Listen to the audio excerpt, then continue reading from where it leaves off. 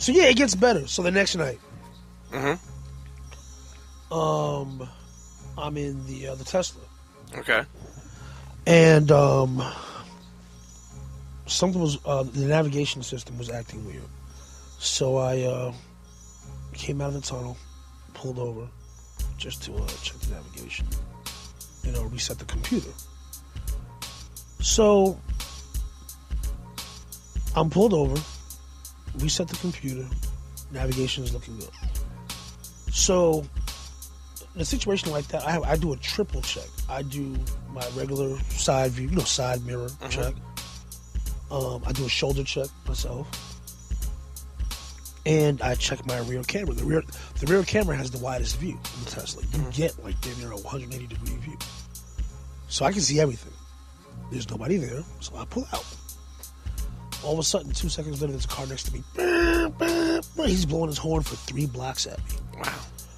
And I'm like, how is this guy's problem? So he goes one way, I go another way.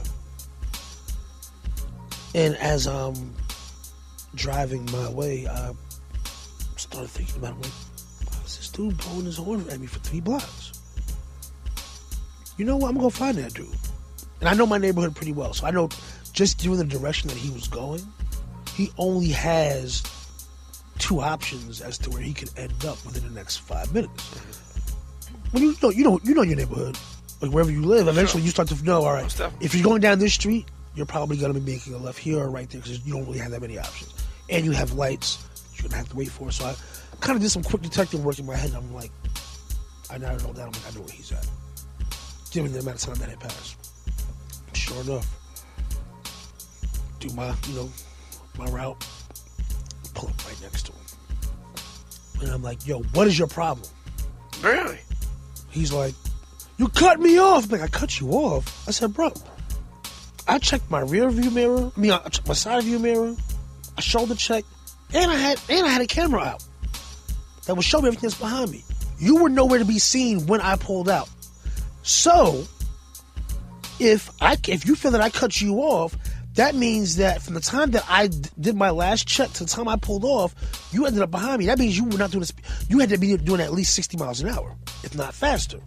How fast were you going that I cut you off? Man, you patrolling the neighborhood now. I was like, how fast were you going? He's like, doesn't fucking matter. I'm like, how fast were you going? Now I start yelling at him. Really?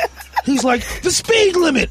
And he gets real quiet. He's like, fuck you people. Really? And I'm like, what? What was he? White dude? Well, older white dude. I'm like, let's do it. So he pulls off. I'm like, let's do it, bro. I got a Tesla. I can outrun any car or keep up with any car. Really? Wait, you think the Tesla's that good? The Tesla will beat a Lamborghini in the shorts or any like sports car. Really? In a short run. What is that? Like the mile run or whatever. It'll win every time. Yeah, but the Tesla has like all these like membership rules. See, somebody like me, it's like too much fucking information. What do you mean? You gotta like sign up for fucking shit. What do you mean, No. Empanini? You know, you gotta sign up. No.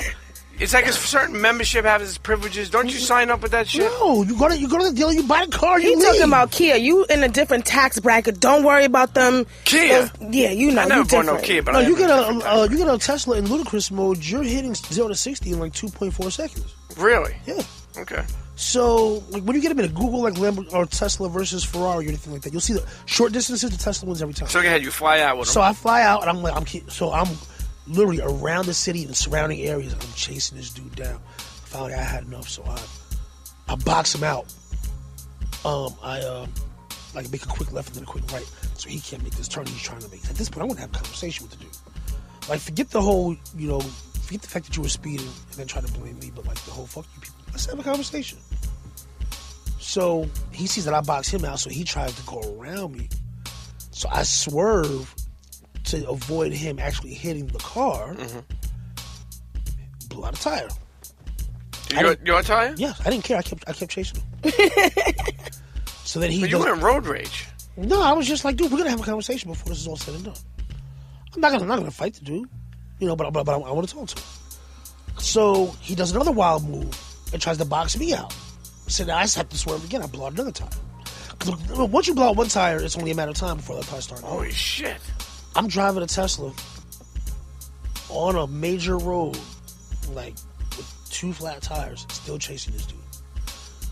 And then I had to stop for a minute and just be like, I wasn't road rage. I was just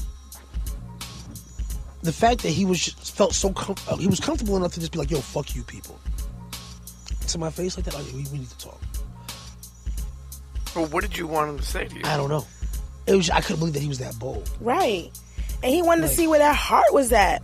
So I'm like, all right, if that's the way I was raised and the way I conduct myself, it's like, you know how they have the whole thing like men shouldn't hit women, right? Sure. But then again, if a woman punches you in the face, she should be prepared to deal with any repercussions that might come after that.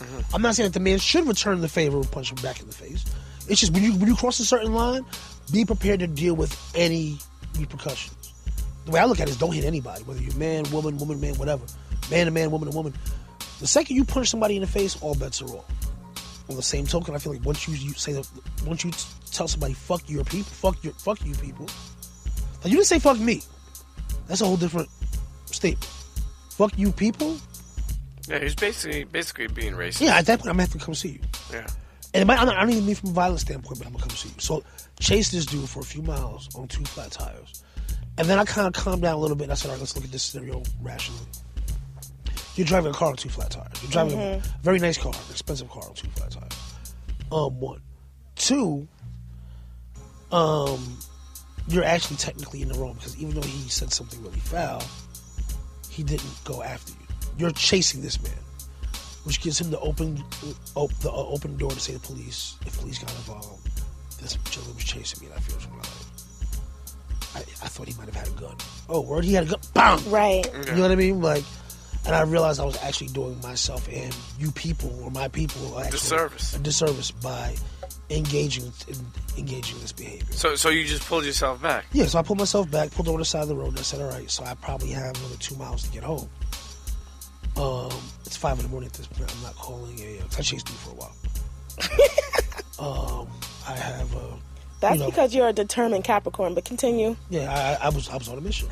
So I'm like, all right, I gotta get back home. I'm not calling a tow truck at this time.